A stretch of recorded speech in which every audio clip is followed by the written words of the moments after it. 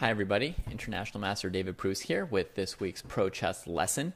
Today we are taking our lesson from a very excellent teacher, Mr. John Bartholomew, Fins 0905. And he scored 6.5 out of 7 this week in the Battle Royale, helping to power his Minnesota Blizzard to a very nice second place finish. But in Pro Chess lessons, we don't really care about points and standings and stuff like that. We just care about learning something. So let's get to that. Let's forget about his achievements and just enjoy this particular lesson here. So we've got an exchange Queen's Gambit. I'm going to develop a couple more pieces for you.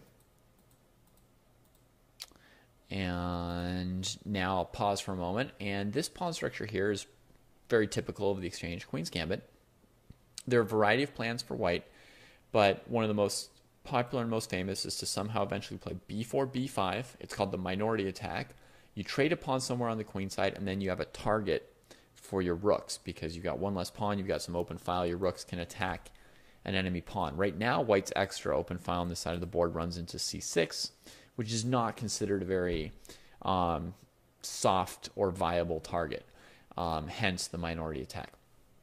Other plans exist, but they're not going to come up particularly in this game, so we won't worry about them for the moment. Meanwhile, one possible plan for black is to eventually attack on the king side, where they've got a little more space with this d5 pawn and possibly an outpost on e4 at some point. So there's sometimes counterplay for black on the king side, where they have the pawn minority, something with like the e file maybe. So that is possible. Now let's move a little bit forward with this move from black h6. This move questions the bishop, gives black the option of playing g5 if the bishop chooses to stay on h4 and exert pressure, or the bishop could trade off. So it gives black that g5 option. It also means that if black in this position chose to castle, they would not get oopsied by bishop takes h7 check, winning a pawn. So h6 is pretty critical here for black if they intend to castle, which they probably do. So they play h6, bishop h4, queen c7, and now bishop f5. Now the other thing about this move h6 is that it has slightly weakened this diagonal. If black wanted to block the diagonal with g6, they don't have the same kind of defense of g6 because they don't have that h-pawn, right? And they have to worry about moves like bishop takes g6, which can often come crashing through in positions like this.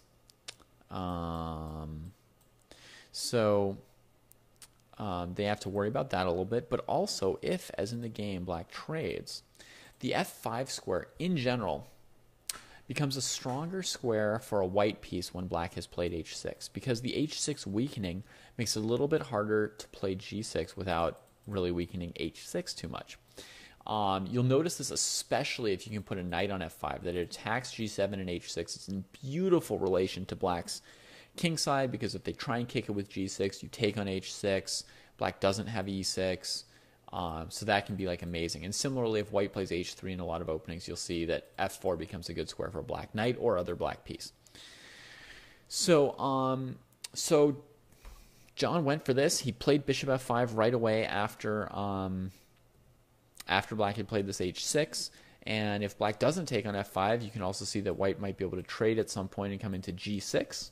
So that's also because of this weakening of h6. So this whole idea just becomes a bit stronger, it seems, when black plays h6.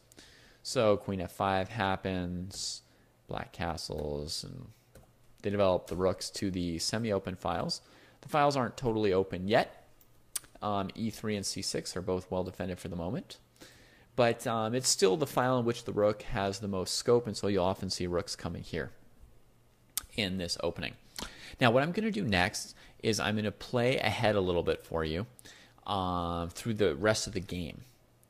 And you're going to see sort of how the whole thing goes and how white eventually manages to win the game. And as you see that, I want you to ask yourself what you think black went wrong, why you think white ends up winning this game, what black could have done differently to avoid their fate. Okay? So let's go. White plays a3, which has the idea of b4. Black attacks b2, so of course b4. And black tries to counter on the queen side here using the power of the bishop and the queen. Knight to a4 hits the queen and comes into c5. And white's threatening knight takes d7, winning a piece. This knight is also busy stopping tactics of bishop takes f6. So it's getting overworked. That's definitely not what black played, hanging all the pieces. That would be my style. But what black really plays here is they trade the bishop, leaving the knights defending each other. And white recaptures opening the b file. Well, of course, white now heads to the b file, looking at that b7 pawn. Bishop g3 attacks the rook and forces the knight takes g3 trade. But black still finds themselves under pressure against b7 and chose to try and bust out with b5, pawn takes, rook b6, looking to trade a rook and alleviate the pressure against b7. c6 will still be the next target that would need to be defended. But, you know, black's pieces are already in place to do that, and they're trying to just minimize that damage to themselves. However, can any of you find what Johnny B found here? What strong move from white here was so powerful that black suddenly resigned? All right, you needed to pause your video if you wanted to figure that out for yourself and think longer, because I'm going to keep going with my video. Knight e5 was played, and this threatens queen f7 check as well as knight takes d7, so it's undermining the defense of the rook. If black played knight takes e5, then after rook takes b6, white gets a rook, hits the queen, and next move collects the knight on e5 with a full extra rook. If instead black tries to trade off the rook, now taking on d7 is not that good after rook b1 check, right? But white has queen f7 check, in between move. And after the king moves, we can recapture the rook on b2. Now white's up a pawn, but they're also threatening this knight, and they're threatening this rook. And, you know, they're probably threatening rook b7, queen f5 kind of attacking moves as well. So black would actually just fall apart here. I mean, they don't really have a good way to save the rook and the knight and the whole position. So after knight e5, black simply resigned. Now, what do you think black did wrong this game? How did they end up losing this game? There's a couple different ways you can go about answering this kind of question. I'll just give you a quick tip on like analyzing games or thinking about this kind of like question, because this kind of question is basically like the kind of question that starts the whole game analysis, right? It's kind of like a big question. There's a couple ways. One way is you just start at the end and you move back one step at a time till you find a position where black has a better move, right? So you could go here and you could say, did black have a defense after knight e5? Was there some good move black could have done, pulled out of their hat to defend, you know, the rook on b6, pawn on f7, and knight on d7? The answer is no, right? So then you would go back a move and you would say, okay, well, did black have a better way to capture on b6 instead of rook b6? You know, would it be good enough to get themselves, you know, tied up on this b file and concede the knight e5 square for the white knight anyway? And your answer again will be no, this position wouldn't be playable for black, right? And so then you would just keep going back, right? And you would say, okay, what if we don't play b5? What if we just try and hang on here for black and defend b7? Can we defend this position? And again, you would start, you would come up with ideas for white like queen f4 to c7 and knight h4 to f5 and whatever. And after analyzing it for a bit, you would come to the conclusion that this position is also not playable for black. Their position is just too bad, and you would want to keep moving back to find something where black could do better. Another approach to this kind of question is you just have some instinct, either positional instinct like black needed to not trade on c5, or an instinct that some move or some plan looked wrong. And so you want to go back to the move or plan that seemed wrong to you. In my case, that would be the move queen to b6, sort of fiddling around on the queen side with this queen. And you want to say, hey, if this feels like the wrong plan, if I'm not really feeling this idea of fiddling on the queen side with my queen for black, then what would be the better approach? And so you can just pick one or two moments where you're suspicious of what black did, go back to those moments and see if you can fix the game for black with an alternative at that point. So not to spend too much time on it, but in this position here, if black didn't spend a move on rook e6, they could try and play like queen a6, getting out of the way faster and try to deal with the b file more quickly, like this with queen a6, not spending a move on rook e6. But I mean, the position is basically just bad for black anyway, because the c pawn is so much trouble. And I just played out one sample line where white, wins the pawn, and I didn't need to look at this too long, since my instincts were also not that this position here was somehow good for black if they played a different defensive move. My instinct was, this is already bad. The b file's a problem. The b7 pawn's a problem. The queen on f5 is strong with this bishop. They're really controlling these knights so that neither knight can really move, right? If this knight moves, bishop takes f6, and if this knight moves, queen takes d7. And the queen kind of somehow got herself stuck in a different sphere than all the rest of the black pieces. So my instinct was this wasn't good. I wouldn't have even really looked at this myself as a possible place to improve for black. Instinct-wise, it's just not that good for black. Another thing I looked at was here, okay, the queen sort of gets stuck into a weird place by herself with queen b5. What if black just moved back with the queen and defended this knight and bishop so that when white plays a move like knight c5, there isn't this winning threat on d7? And I already don't, this obviously says that queen b6 to c7 wasn't a great idea for black over the last two moves, right? So if you say that this is wrong, then you have to also say, okay, queen b6 was wrong. But I found almost immediately that this seemed like a more resilient defense for black. It was logical to keep the queen more centralized. And here I didn't find any immediately strong knockouts for white or anything in this position. So it was an improvement, and I imagine because d7 is not hanging, that black could maybe play the move b5 right away, looking to trade and then not have a backward pawn on b7. And if white just sort of trades everything off themselves at this point, then get my queen off of this file before white plays queen takes d5. And basically, I have a weakness on c6 if I'm black, but I have some tension and some possible counterplay for me here. Also, this knight b6 to c4 plan to cover the weakness. And this position does not yet look trashed to me. Yeah, not the end of the world yet. Maybe black's even okay. Maybe it might even be equalish.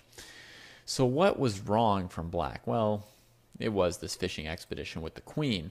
But the really interesting answer is, what should black do instead of the fishing expedition with the queen? And the answer to that is your lesson for today.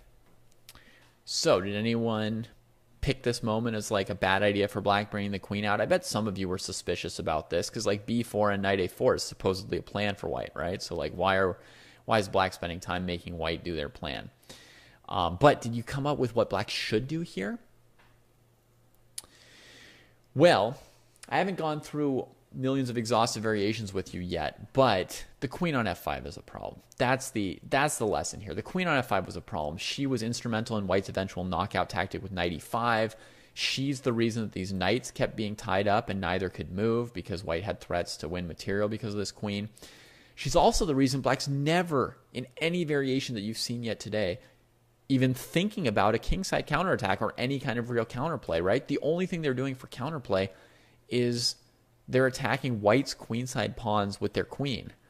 And it's not really getting anywhere. So you're seeing no hint of this kingside attack from black, and that's because the white queen on f5 is saying, hey, you're not going to outnumber or outpiece me or outpower me on the kingside, right? So there's no play, no kingside attack for black, in addition to which all her aggressive functions.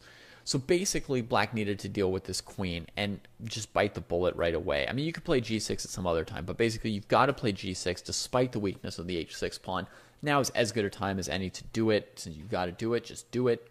That's often how it is with chess. If there's a move you have to play, you're better off just playing it now rather than trying to hang on as long as you can and eventually have to play it. And here there's a nice point that white probably can't keep the queen on the king side because of the move g5, attacking the bishop, and with the idea of g4, winning a piece anyway. White's basically forced into some piece for two pawn sack, where they've got some decent compensation, but it's not quite good enough. So probably white just has to move their queen off of the king side. Now I'm going to shore up the g6 and h6 weaknesses. And basically, I'm going to get away with g6 as black here, I think, because white doesn't have that many pieces on the king side. I've got the possibility of knight e4, sort of showing my space advantage on the king side, cutting the queen off more from that side of the board, and I think I can afford to have these pawns on g6 and h6. Sometimes you can afford to play moves like g5 and h5 for black in the queen's gambit exchange. I wouldn't want to play g5 when the white queen can come back to f5 for sure. in this game. Be very careful about that. But I can sustain these pawns, and this position should be absolutely fine for black. No problem at all. So there's your lesson. You're done. We're good. But just to help reinforce this for you, I have created a sample game. Now, for me, I often learn like plans and ideas best by playing over a sample game from good players. This game's not from good players. It's just me against myself. But whatever. I created a game for you. I played out like tons of variations to come up with this game, but it would just be overwhelming if you saw 50 variations. I think easier to try and learn from just seeing one example of how a game like this could play out, just as a bonus. So let me just show you the plans in action. White going for the minority attack with b4. I'm going to play one move from black to try and dissuade stuff on the c file a little bit. And white's going to often spend a lot of time preparing on the queen side because they can afford to. So, why not get this rook to b1 before we play b5? Why not defend the a pawn before we play b5 and have bishop takes a3 happen?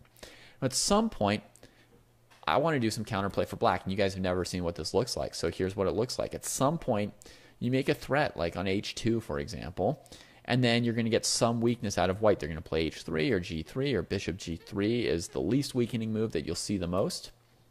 But it does leave this knight sort of outposted on g4. Hard for white to deal with it. So there's a little concession there as well.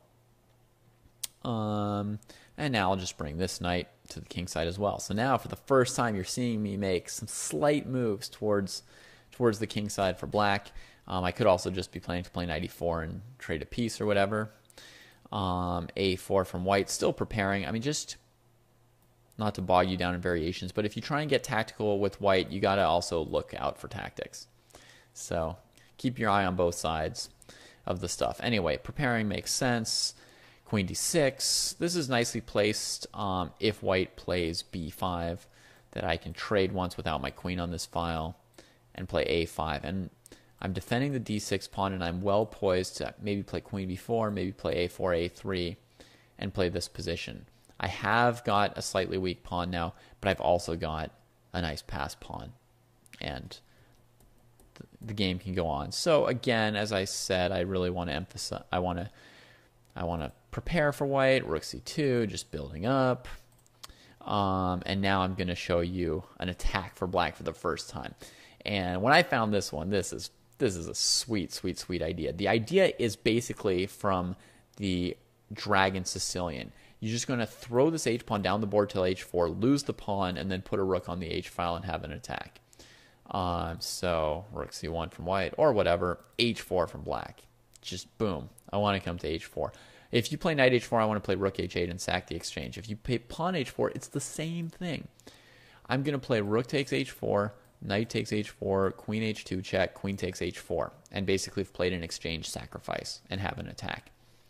If you play g3 to keep me out, then I'll play knight e3, and if pawn takes e3, queen g3, queen f3, etc. So you can't really keep me out. So don't even try. So we'll bring a white piece over to defend. There's lots of variations. Don't worry about them. I'll sack my rook, come in here,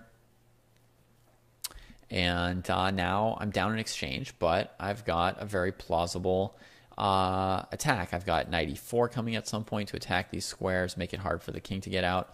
I've got the idea of queen h1 to get the g2 pawn, and I could also bring this rook in via the e file or the h file, depending on whether I want to sack it on e3.